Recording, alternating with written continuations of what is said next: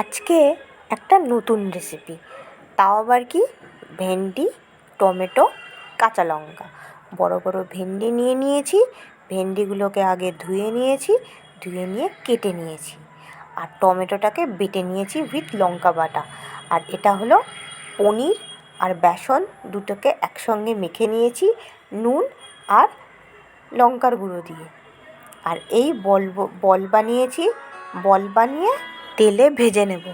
ভালো করে কড়া করে তেলে ভেজে নিতে হবে, ঠিক দেখতে এরকম লালচে হবে। এরপর কাটা ভেন্ডিটাকে আগে তেলের মধ্যে ভেজে নেওয়া হলো।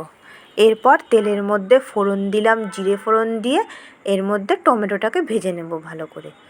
এরপর এই টমেটোর মধ্যে ভেন্ডিগুলোকে দিয়ে ভালো করে কষিয়ে ভেজে নেব।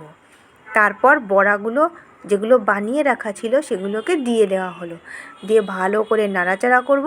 তৈরি হয়ে গেল আজকের ভেন্ডি দিয়ে পনির।